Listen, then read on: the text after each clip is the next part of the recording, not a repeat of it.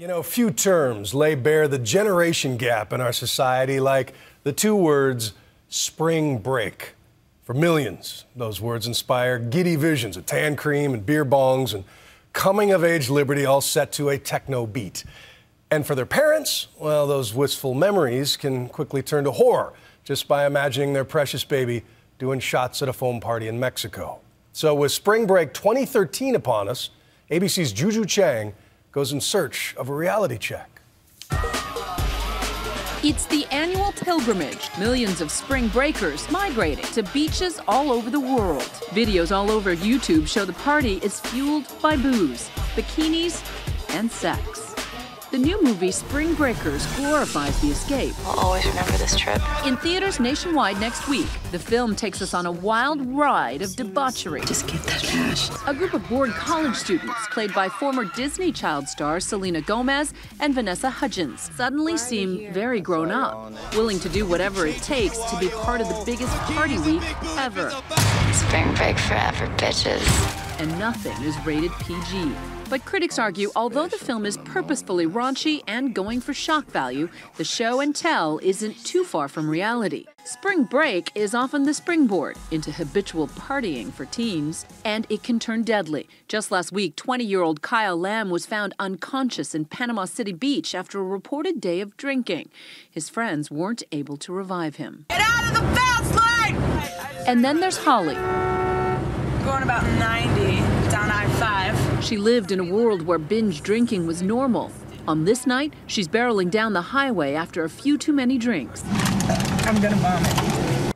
I'm not proud of the drinking and the driving. I think it's so stupid.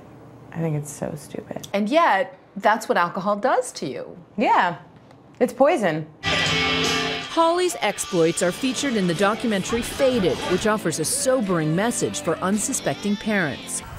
According to the Centers for Disease Control, 90% of underage drinkers are binge drinkers, with young adults chugging down more than 9 drinks at a time. I think a lot of parents don't want to believe anything negative about their kids. Rebecca Thomas had no clue the extent to which her daughter Erin was secretly binge drinking. One night she wound up at a party with older boys she didn't know that well. So I thought, I'll just take a couple drinks. I'll relax, I'll get to know these people. But then that turned into, you know, I'll take another shot and I'll take another shot of this. So how many drinks do you think you consumed that evening? About 4 beers and I want to say 10 to 13 shots. 10 to 13 shots on top of that? Yes. How did you stay conscious? I didn't. Rebecca, as you're sitting here listening to this, 14 drinks? Yeah, this is the first time I'm hearing the whole story, actually. 14 drinks can kill a person. Yeah. Erin then got into a car with her boyfriend, who was pulled over for DUI, and Erin was taken into custody for underage drinking. Her mother got a heart-stopping call. The officer said, "Are you Rebecca Thomas, and is your daughter, you know, Erin Thomas?" And I just thought, oh my gosh, is she dead? I was just panicked. And shocked. Often, binge drinkers aren't the campus misfits. They're just as likely good girls, under enormous pressure, just trying to fit in. Erin says she first began lying to her mother in 8th grade. It was about me wanting to make a decision and knowing that I wasn't going to be able to do anything unless I did it behind her back.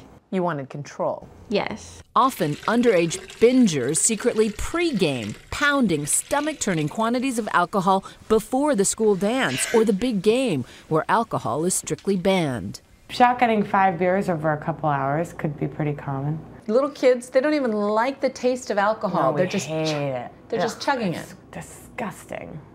And you're encouraging each other. You're sitting there going, it's okay, just do it, just fast, just here, and telling each other tips on how to drink it faster so you don't taste it.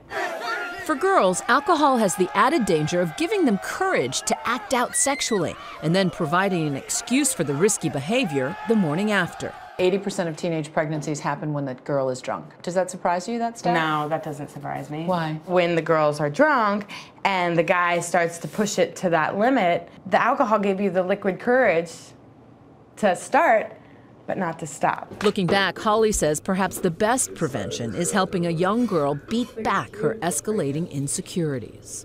What do you say to the 14-year-old you? I tell her that she's beautiful and she's capable of doing whatever she wants to do, and I don't think I knew that. You don't need that alcohol. Yeah. Without... I could be cool without it.